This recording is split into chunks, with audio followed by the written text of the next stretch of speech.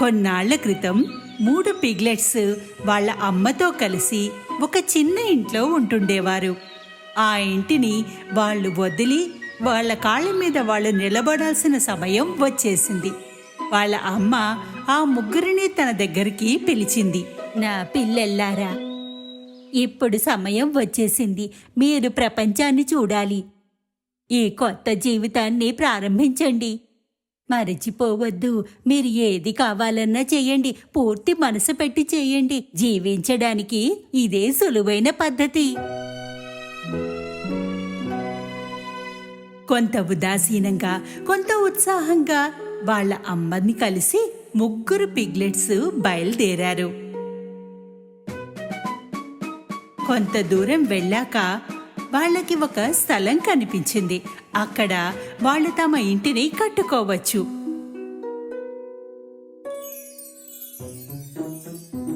అందరికంటే చిన్న పిగ్లెట్ గడ్డితో తన ఇంటిని కట్టుకోవాలని చూశాడు. అతను అనుకున్నాడు, ఫటాఫట్గా సులువుగా చేసేయచ్చు అని. ఆడుకోవడానికి బోలెడు సమయం ఉంటుందని. చిన్నవాడి ఇల్లు 1 రోజులో కట్టేయడం అయిపోయింది. వాడు తన అన్నలకు చెప్పాడు, చూడండి, నా ఇల్లు అయిపోయింది. పెద్ద పిగ్లెట్ ఆ ఇంటిని చూసి ఇలా అన్నాడు, అరే, ఈ ఇల్లైతే అస్సలు గట్టిగా లేదు. మనం ఆ జంతువుతో ఎలా రక్షించుకుందాం? చిన్నవాడు పెద్దవాడి మాటల్ని లెక్క చేయలేదు. టెన్షన్ తీసుకోకు, ఏమీ కాదు. మళ్ళీ తర్వాత అనొద్దు, ఎవరు చెప్పలేదని. మధ్య పిగ్లెట్ తన ఇంటిని కర్రతో కట్టాలని అనుకున్నాడు. అడవి నుండి కర్రల్ని సేకరించి తన ఇంటి పనిని మొదలుపెట్టాడు. 3వ రోజుకల్లా మధ్యవాడి ఇల్లు కూడా సిద్ధమైంది. ఈ ఇల్లు గడ్డి ఇల్లు కంటే కొంచెం మన్నికైనది. పెద్దవాడు ఆ ఇంటిని చూసి చెప్పాడు, నీవు చాలా కష్టపడి కట్టావు ఇల్లుని. చాలా అందంగా ఉంది. కానీ ఇల్లు జంతువు నుండి రక్షిస్తుందా మనల్ని? మధ్యవాడు చెప్పాడు, ఖచ్చితంగా సేఫ్ గా ఉన్నారు. మీరెందుకు టెన్షన్ పడుతున్నారు? తరువాత అనొద్దు, ఎవరు చెప్పలేదని. చిన్నవాడు మధ్యవాడు తమ తమ ఇళ్లలో మజా చేస్తూ ఉంటుండగా పెద్దవాడు తన ఇంటిని కట్టడంలో బిజీగా ఉన్నాడు. అతను ఇటుక సిమెంట్తో తన ఇంటిని కట్టుకుంటున్నాడు. మిగిలిన ఇద్దరికీ అనిపించింది అతను ఊరికే కష్టపడుతున్నాడు అని. వాళ్ళు ఆడుకుంటూ సమయాన్ని గడిపేస్తున్నారు.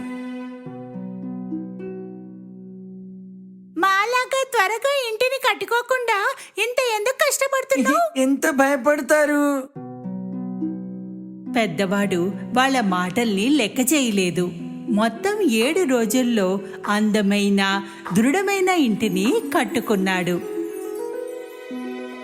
మర్నాడు ఆకలితో ఉన్న ఒక తోడేలు వాళ్ళ ఏరియాకి వచ్చింది. దానికి గడ్డి ఇల్లు కనిపించగానే ఆగిపోయింది. చిన్నవాడు సోఫాలో కూర్చుని విశ్రాంతి తీసుకుంటున్నాడు. తోడేలు తలుపు తట్టింది.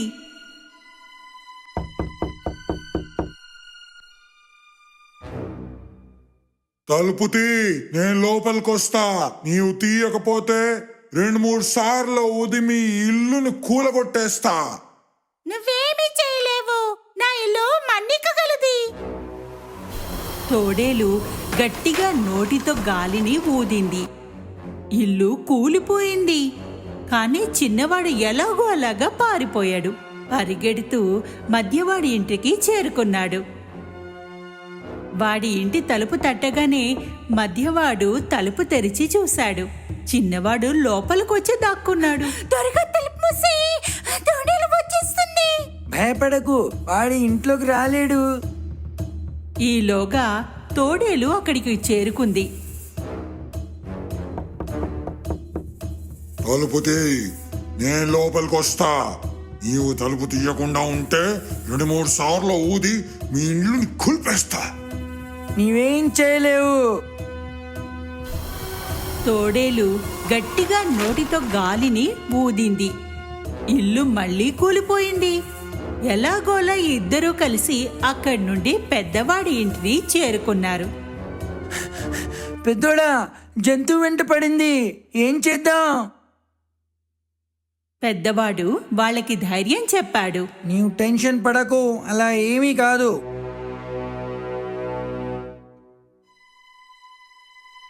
కొద్దిసేపటిలో ఆకలితో ఉన్న తోడేలు ఇక్కడికి కూడా వచ్చింది. తలుపు తీ, నేను లోపలికొస్తా. నీవు తీయకపోతే నేను 2 సార్లు ఊదినా మీ ఇల్లు కూలిపోద్ది. ప్రయత్నం కూడా చెయ్యకు, నీవు మమ్మల్ని ఏం చెయ్యలేవు. తోడేలు కోపంతో నోటితో గాలిని గట్టిగా ఊదింది. అయితే ఇల్లు కదల్లేదు, ఏ మాత్రం కదల్లేదు. ఒక్క ఇటుకని కూడా కదపలేకపోయాడు. అలసిపోయి ఓడిపోయి వాడు ఇంకో విధానం ఆలోచించాడు. ఇంటి పైన ఒక చిమ్నీ ఉంది. దాని పైకి ఎక్కసాగాడు.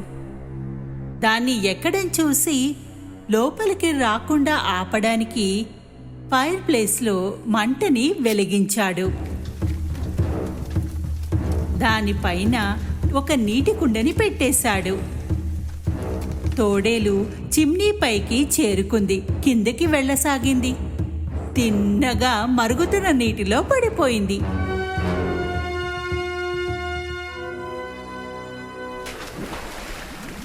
అరే అరే, రక్షించండి, రక్షించు, కాలిపోయింది, నన్ను రక్షించు. తోడేల్ని ఓడించాక పిగ్లెట్స్ సంతోషంతో ఒకరిని ఒకరు హత్తుకున్నారు. ముగ్గురు సోదరులు కలిసి మర్నాడు ఈ కథని చెప్పడానికి తల్లి వద్దకు వెళ్లారు. చిన్నవాడు ముందుగా మాట్లాడాడు. నువ్వు సరిగ్గా చెప్పావు. ఏ పని చేసినా పూర్తి మనసుతో చెయ్యి అని, మనసు పెట్టి చెయ్యి అని, అప్పుడే విజయం సాధిస్తాం. ఆ రోజు నుండి చిన్న మధ్యవాడు కలిసి బద్ధకాన్ని వదిలి పెద్దవాడిలా కష్టపడసాగారు. సంతోషంగా జీవితాన్ని సాగించారు.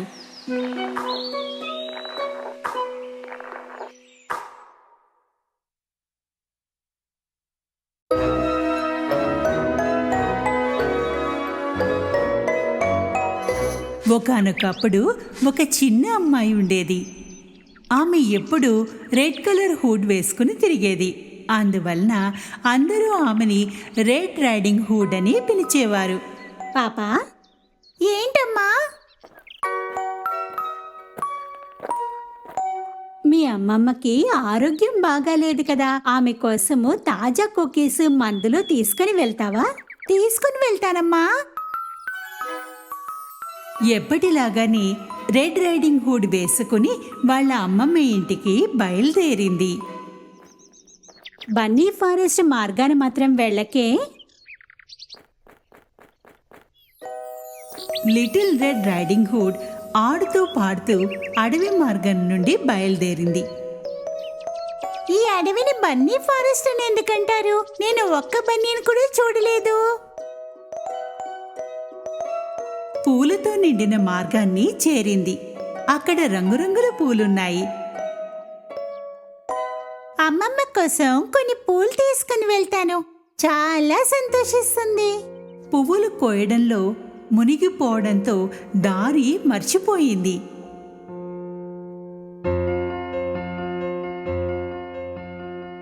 అప్పుడే ఆమెకు ఒక గొంతు వినిపించింది. అకస్మాత్తుగా ఒక పెద్ద జంతువు ఆమె ముందుకు వచ్చింది. ఆ జంతువును చూసి లిటిల్ రెడ్ రైడింగ్ హుడ్ భయపడి చేతుల్లో ఉన్న పూల బుట్టని పడేసింది. ఆ జంతువు తొందరగా కింద పడ్డ కుకీస్ని తీసుకుంది. వెంటనే వాటన్నింటినీ లిటిల్ రెడ్ రైడింగ్ హుడ్కు అందించింది. లిటిల్ రెడ్ రైడింగ్ హుడ్ ఆ జంతువును చూసి చాలా సంతోషించింది. Thank you. ఎక్కడికి వెళ్తున్నావు పాపా? అమ్మమ్మ ఇంటికి, ఈ అడవిలో ఆఖరుగా ఉన్న పసుపు రంగు ఇంటికి. ఆమె ఆరోగ్యం బాలేదు కదా, కుకీస్ మందులు తీసుకుని వెళ్తున్నాను. నువ్వు కూడా అందరిలాగా నన్ను లిటిల్ రెడ్ రైడింగ్ హుడ్ అని పిలవచ్చు. నేనెళ్ళి మీ అమ్మమ్మకు చెప్తాను నువ్వు వస్తున్నావని. నీవు నెమ్మదిగా పువ్వులు తీసుకోనిరా. ఆమెకి అప్పుడు ఒక తుపాకీ శబ్దం వినిపించింది. ఆ జంతువు మాయమైపోయింది. లిటిల్ రెడ్ రైడింగ్ హుడ్కి చాలా బాధగా అనిపించింది.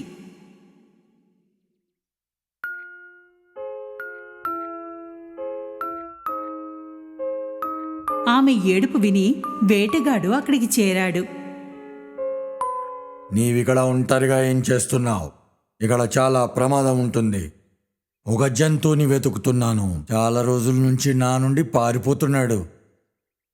లిటిల్ రెడ్ రైడింగ్ హుడ్ చాలా సిగ్గుపడింది తన తల్లి చెప్పిన మాటని విననందుకు. అందువల్లనే ఆమె వేటగాడికి చెప్పలేదు తను ఒక జంతువుని చూసినట్టు.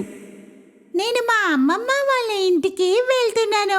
ఆమె ఆరోగ్యం బాలేదు. కుకీస్ మందులు తీసుకుని వెళ్తున్నాను. నేను నిన్ను మీ అమ్మమ్మ ఇంటి దగ్గర వదిలేస్తాను. వాళ్ళిద్దరూ కలిసి నడవసాగారు. అప్పుడే ఆ నక్క కూడా నానమ్మ ఇంటికి చేరుకుంది. తలుపు గొళ్ళెం కట్టింది. నాన్నమ్మ అడిగింది, వచ్చింది ఎవరు?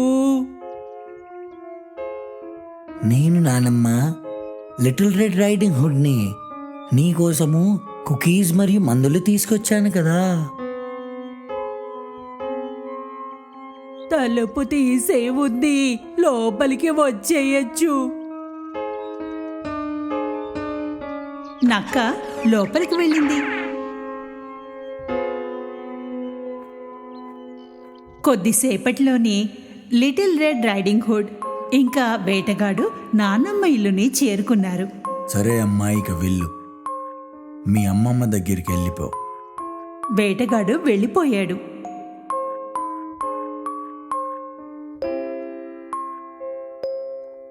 లిటిల్ రెడ్ రైడింగ్ హుడ్ తలుపు తట్టింది.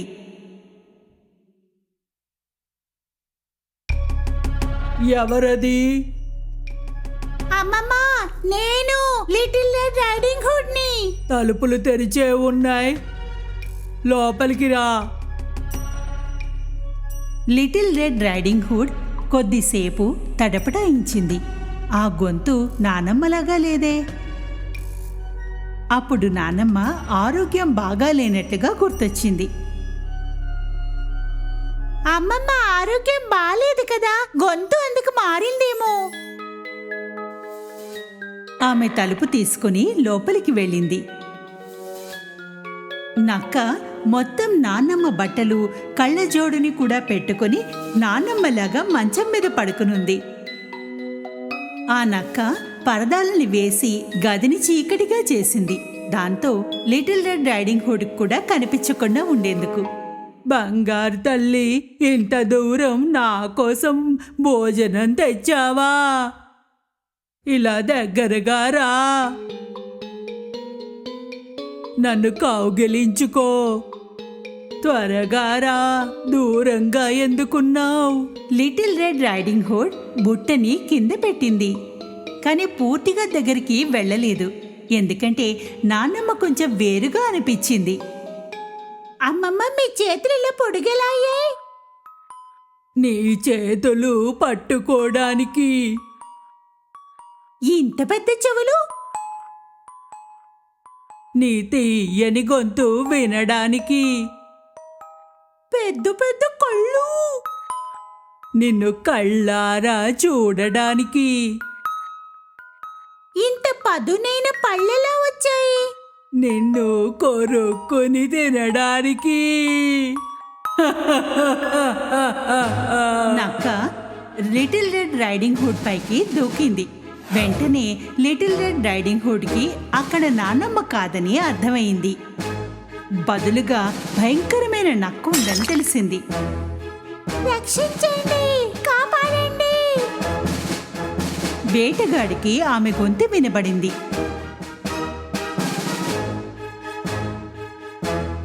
అతను పరిగెత్తి ఆ ఇంటికి మళ్ళీ వచ్చాడు.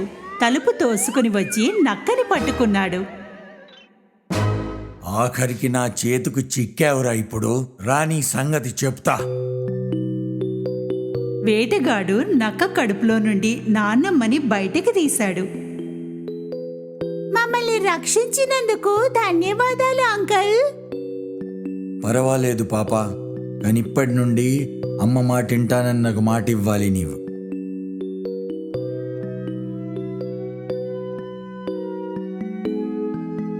నానమ్మ ఆకలితో అన్ని కుక్కీలని తినేసింది.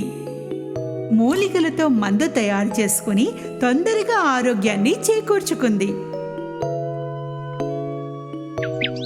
లిటిల్ రెడ్ రైడింగ్ హుడ్ మాట ఇచ్చింది, ఎప్పుడూ కూడా నక్క మాట విననని. లిటిల్ రెడ్ రైడింగ్ హుడ్ ఒకసారి అడవిలో ఆడుకోసాగింది ఒంటరిగా. అప్పుడు మళ్ళీ అదే నక్క కనిపించింది. వేటగాడు నక్కకు అడవిని శుభ్రంగా ఊడ్చమని శిక్షించాడు. లిటిల్ రెడ్ రైడింగ్ హుడ్ని చూడగానే ఆ జంతువుకు సిగ్గుగా అనిపించింది. బన్నీ అడవి పూలతో నిండిపోయింది. మళ్ళీ ఇంకోసారి సంతోషాలతో బన్నీలతో నిండిపోయింది. మునుపటిలాగా అందంగా మారింది.